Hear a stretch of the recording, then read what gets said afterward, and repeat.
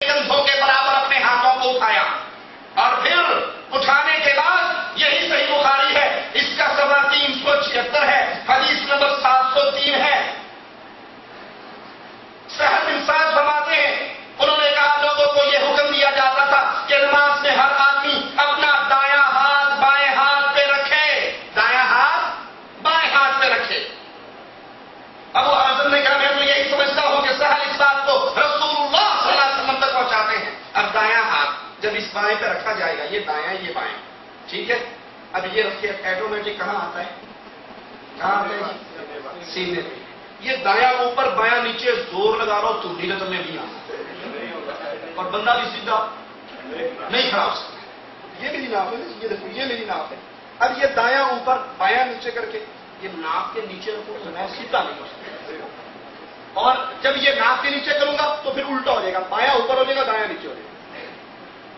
اللہ کے نبی دایاں ہاتھ بائیں ہاتھ پہ رکھتے، پھر اپنے سینے پہ رکھتے، یہ دایاں ہاتھ۔ اچھا بندے سے غلطی ہو جائے، شاگرد سے غلطی ہو جائے استاد سے، تو کیا کرتا ہے؟ استاد سے معافی مانگتا ہے نا۔ کیسے معافی مانگتا ہے؟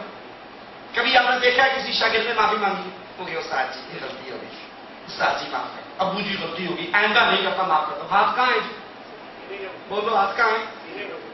کبھی آپ نے دیکھا استاد کے پاس جا کے شاگرد کہے استاد جی غلطی ہوگی،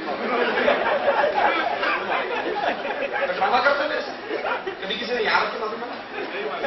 سچی ہوتی ہے۔ ہم اللہ کے سامنے کھڑے ہیں، اللہ ہم بڑے گناہگار ہیں، اللہ ہماری بڑی خطائیں، تو ہاتھ اللہ کی قسم کھا کر کہتا ہوں، رسول اللہ کے منبر پہ آواز لگاتا ہوں، قیامت تک کے لیے دنیا کا کوئی مولوی یہ ثبوت نہیں دے سکتا عورت ہاتھ سینے پہ باندھے، مرد ناک کے نیچے باندھے۔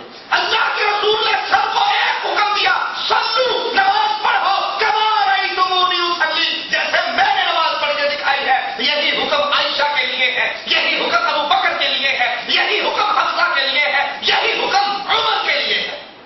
عورت اور مرد کی نماز کے طریقے میں کوئی فرق موجود، پردے میں فرق ہے کہ مرد کا سر ننگا ہو تو نماز ہو جائے گی، عورت کا سر ننگا ہو تو نماز کا طریقہ وہی ہے، عورت بھی سینے پر باندھتی ہے، مرد بھی ہاتھ سینے پر باندھتے ہیں۔ حضرت عمر فرماتے جب اللہ کے نبی نماز کا آغاز کرتے، اللہ اکبر کہتے، دونوں ہاتھوں کو اٹھاتے، کندھوں کے برابر اٹھاتے، اور صحیح بخاری کی روایت کہ دایاں ہاتھ بائیں ہاتھ پہ رکھتے، اور پھر جب رکوع کے لیے تکبیر کہتے، اللہ اکبر کہتے ہوئے رکوع میں جاتے، تو یہی صحیح بخاری ہے۔ جس بھائی کو یقین نہ آئے وہ درس کے بعد آ کے اس کتاب کو پڑھ سکتا ہے، اللہ کے نبی کی حدیث ہے، کسی مولوی ملا کی بات نہیں، کسی پیر شیخ کی بات نہیں، یہ اس کی بات ہے جس کا نام محمد ہے صلی اللہ علیہ وسلم، اور جو اس کی بات کو ٹھوکر مار دیتا ہے وہ مسلمان۔ کسی مولوی کی بات نہ مانو آپ مسلمان، پیر کی بات نہ مانو آپ مسلمان، امام کی بات نہ مانو آپ مسلمان، ساری دنیا کی بات نہ مانو اور آپ مسلمان رہو گے، اکیلے محمد کی بات نہ مانو آپ کافر ہو جاؤ گے۔ ایسے ہے یا نہیں ہے؟ ہمارے پاس کسی پیر فقیر کی بات، ہمارے پاس بات ہے امام الانبیاء کی، ہمارے پاس بات ہے محمد رسول اللہ کی، ہمارے پاس بات ہے امام اعظم کی، قائد اعظم کی، اور وہ ہے محمد رسول اللہ۔ جب رکوع میں جاتے اللہ کے نبی اللہ اکبر کہتے، اپنے دونوں ہاتھوں کو کندھوں کے برابر اٹھاتے، رفع الیدین کرتے، اور جب وَإِذَا رَفَعَ رَأْسَهُ مِنَ الرُّكُوعِ، جب رکوع سے اپنا سر اٹھاتے، سَمِعَ اللَّهُ لِمَنْ حَمِدَهُ کہتے، رَبَّنَا وَلَكَ الْحَمْدُ کہتے، اپنے دونوں ہاتھوں کو اٹھاتے، کندھوں کے برابر کرتے، اور سجدے میں ایسا نہ کرتے، وَكَانَ لَا يَفْعَلُ ذَلِكَ فِي السُّجُودِ، اور سجدوں میں رفع نہ کرتے، رکوع میں جاتے ہوئے رفع، رکوع سے اٹھتے ہوئے۔ اور جی تو آپ لوگوں کی پتا رفع اس وقت تھی جب بت لے کر لوگ آیا کرتے تھے، سنا یا نہیں سنا یہ بات؟ بت لے کر آتے تھے تب رفع تھی۔ کیوں جی؟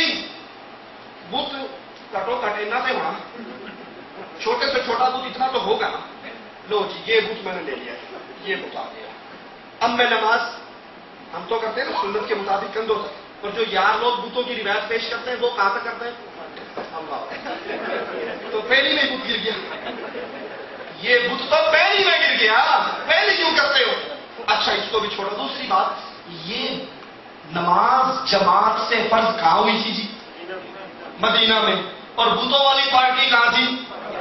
مکہ میں. مدینہ میں وہ بت تھے، مدینہ میں مسلمان تھے، یہودی تھے اور منافق تھے.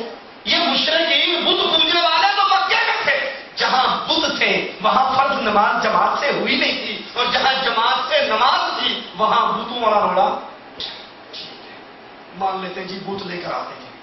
منافق کون ہوتا ہے؟ اب نعوذ باللہ صحابہ تو بت نہیں لاتے تھے نا. بت کون لایا کرتے تھے؟ منافق لاتے ہوں گے نا. اور مدینے میں پارٹیاں کتنی تھی؟ مکے میں پارٹیاں کتنی تھی؟ دو. ایک صحابہ کی اور ایک مشرکین کی. درمیانی پارٹی تھی وہاں پہ نہیں تھی.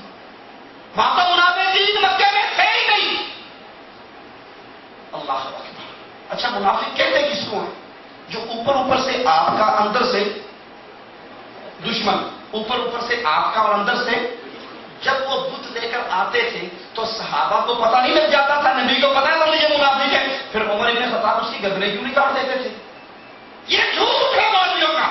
یہ بتوں کی بات من گھڑت ہے، بنائی ہوئی قصہ ہے. Made in India, made in Raiwind, made in Pakistan, made in Deoband بات ہے. یہ جھوٹ بولتے ہیں. رسول اللہ صلی اللہ علیہ وسلم کی نماز صحیح بخاری میں، اور اس حدیث میں کوئی کلام نہیں ہے، صحیح حدیث ہے، سلسلۃ الذہب کی روایت ہے. اللہ کے نبی رکوع میں جاتے ہوئے رفع کرتے تھے، رکوع سے اٹھتے ہوئے رفع کرتے تھے. آئیے دوسری روایت سنتے ہیں.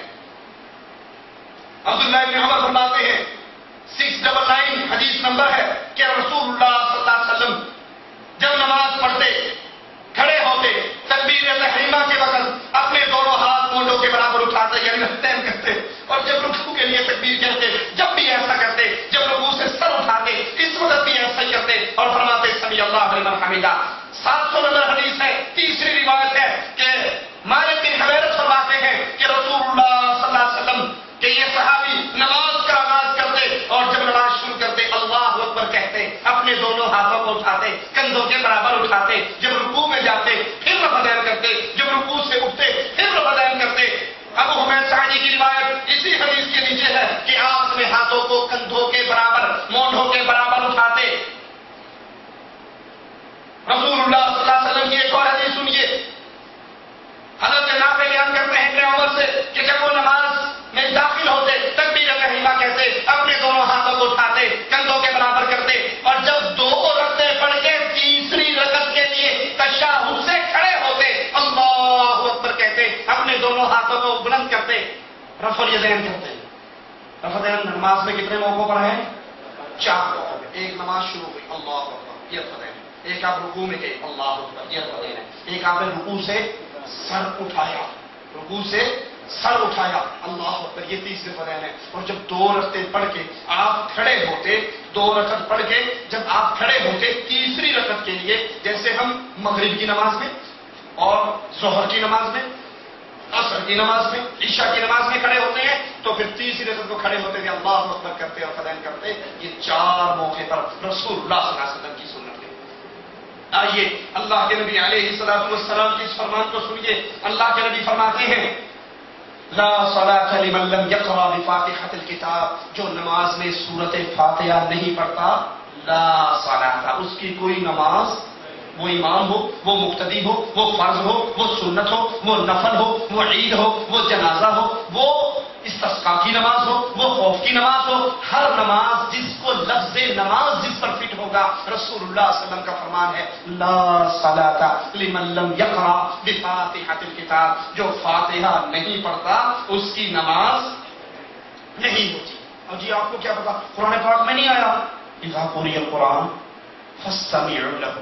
جب قرآن پڑھا جائے خاموش رہو. آپ کہتے ہو فاتحہ نہیں پڑھو گے نماز نہیں ہوگی. پیارے بھائی یہ آیت کس پہ اتری؟ رسول اللہ صلی اللہ علیہ وسلم پہ اتری. جو معنی اس کا آپ کو سمجھ آیا وہ رسول اللہ کو سمجھ نہیں آیا تھا. کہ اللہ کے نبی نے فرمایا جس نے فاتحہ نہ پڑھی اس کی نماز خداج خداج خداج، ناقص ہے ناقص ہے ناقص ہے. تو اللہ کے نبی کو نہیں پتا تھا.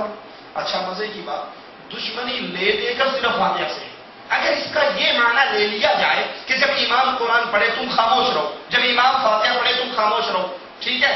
تو اب امام صاحب فاتحہ پڑھ رہے ہیں، پیچھے سے ایک بندہ آتا ہے، اس کو کیا